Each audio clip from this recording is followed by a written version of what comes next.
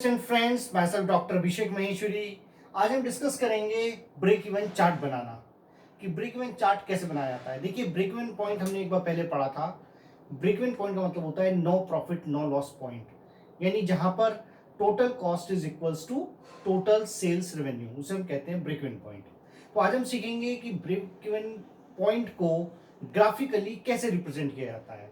तो graphical representation of break even point is known as break even chart. तो इसको करने के लिए पहले हम एक न्यूमेरिकल लेते हैं, उसे ब्रेक इवन पॉइंट निकालते हैं और फिर उससे हम ग्राफ बनाएंगे। तो जैसे फॉर एग्जांपल, एक कंपनी का सेलिंग प्राइस पर यूनिट जो है, सेलिंग प्राइस पर यूनिट है suppose 80 rupees. Variable cost per unit. अब सपोज कंपनी की वेरिएबल कॉस्ट में मटेरियल आता है, डायरेक्ट लेबर आती है एंड कुछ डायरेक्ट एक्सपेंसेस है। अब the value of the material is 20 rupees, labour 30 rupees and direct expenses 10 rupees. तो total value is 60 rupees. This is the total variable cost. So the contribution comes to 20 rupees per unit. तो 20 रुपये per unit हमारा contribution है and जो हमें fix cost दे रखी है वो है सपोज हमारी रुपीज 80,000 रुपीज। तो ये तीन चीजें हमें क्वेश्चन में गिवन है। Selling price 80 rupees, variable cost 60 rupees, contribution is 20 rupees and total fix cost is 80,000 rupees. पहले हम इससे ब्रेक इवन पॉइंट कैलकुलेट करेंगे। तो अगर हम इससे ब्रेक इवन पॉइंट कैलकुलेट करते हैं तो break even point in units में जो निकालने का जो हमारा फॉर्मूला होता है वो होता है fix cost upon contribution per unit. तो फिक्स कॉस्ट है हमारी 80,000 रुपीज, कॉन्ट्रीब्यूशन है हमारा 20 रुपीज पर यूनिट। तो इसको जब हमने सॉल्व किया तो ये आ गया हमारा 4000 यूनिट्स, यानी 4000 यूनिट्स कंपनी का ब्रेक इवन पॉइंट यूनिट्स में है। इट मींस अगर कंपनी 4000 यूनिट्स सेल करती है तो उसको नो प्रॉफिट नो लॉस होगा।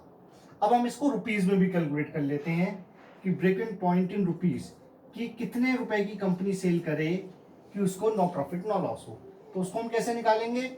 जो हमारा break even point in units आया, it will be multiplied by the selling price per unit, यानी 4000 यूनिट्स है हमारी और एक यूनिट बिकती है हमारी 80 रुपीज में।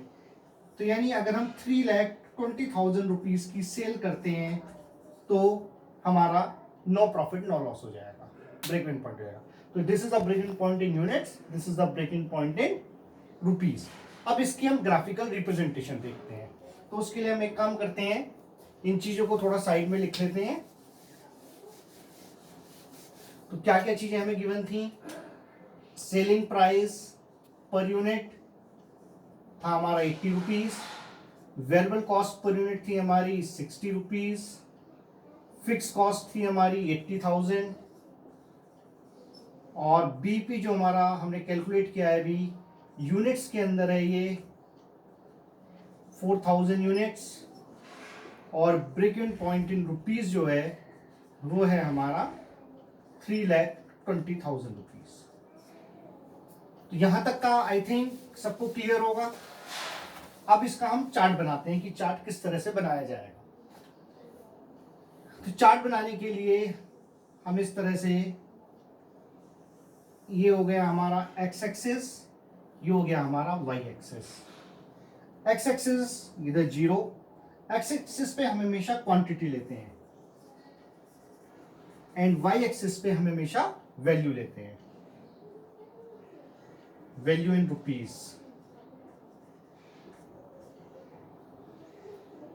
चार्ट बनाते समय हमें एक खास चीज का ध्यान और रखना चाहिए। जैसे कि हमारा ब्रेक इवन पॉइंट है 4000 यूनिट्स, तो ये लगभग चार्ट के मिडिल में आए। ऐसा ना हो कि 4000 यहाँ पे आ जाए या 4000 यहाँ आ जाए, तो उससे जो प्रेजेंटेशन होगी वो हमारी प्रॉपर नहीं हो पाएगी। तो हम इस 4000 को जो है middle of the graph show करना होगा हमें। तो उसी हिसाब से हम स्केल लेंगे। जैसे सपोज हमने स्केल लिया 1000, 2000, 3, 4, 5, 6, 7, 8, 9 is like this.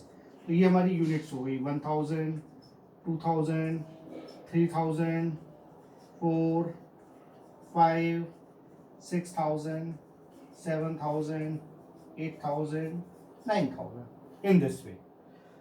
Frequent point आया है हमारा 3,20,000. तो ये हमें इस तरह से लेना है कि ये भी हमारा मिडिल में है. तो हम 1 लाख के डिफरेंस पे ले सकते हैं 1 lakh, 2 lakh, 3 lakhs, 4 lakhs, 5 lakhs. तो इन दिस वे ये हो गया हमारा 1 lakh rupees, 2 lakh rupees, 3 lakh rupees, 4 lakh, 5 lakh rupees. These are the in the rupees. अब आप मेरे को एक बार बताइए कि हमारी जो फिक्स कॉस्ट है वो है 80,000 रुपीज. अगर कंपनी एक भी यूनिट नहीं बनाती है तो भी फिक्स कॉस्ट तो 80,000 ही रहेगी. फिक्स कॉस्ट का मतलब ही यही है कि चाहे आप कम यूनिट्स बनाएं चाहे आप ज्यादा यूनिट्स बनाएं, इट विल बी सेम.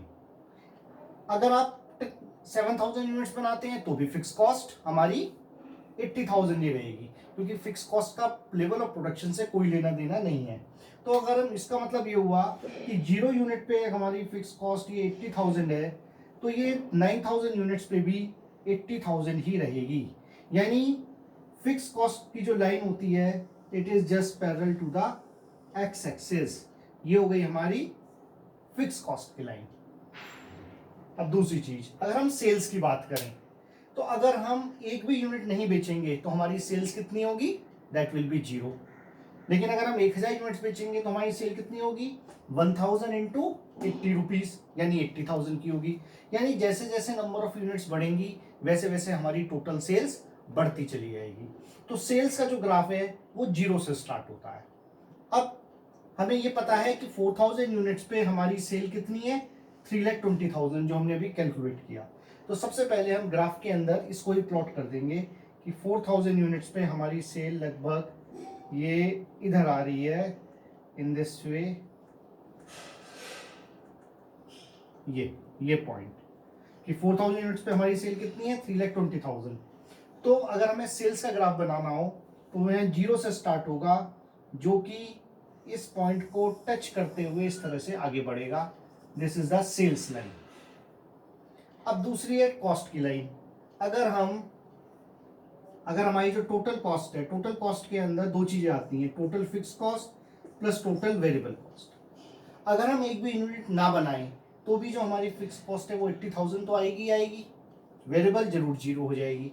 तो यानी जो हमारा टोटल कॉस्ट का ग्राफ है वो कहाँ से स्टार्ट होगा, वो स्टार्ट होगा यहाँ 80,000 से, और वो इस ब्रेक इवन पॉइंट को टच करते हुए आगे बढ़ेगा.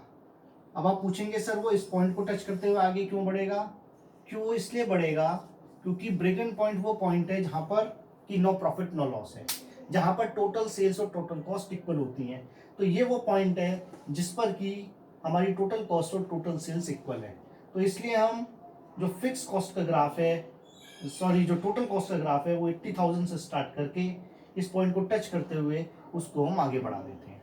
तो जहां पर ये दोनों पॉइंट टच कर रहे हैं ये हमारा पॉइंट क्या कहलाता है, ये कहलाता है ब्रेक इवन पॉइंट. अब अगर हम इस पॉइंट से आगे देखें तो इस पॉइंट से आगे हमारी टोटल कॉस्ट कम है, सेल्स की वैल्यू लाइन ऊपर है, यानी कॉस्ट कम है सेल्स ज्यादा है. तो ये वाला जो पोर्शन कहलाता है, ये पोर्शन कहलाता है पोर्शन ऑफ प्रॉफिट.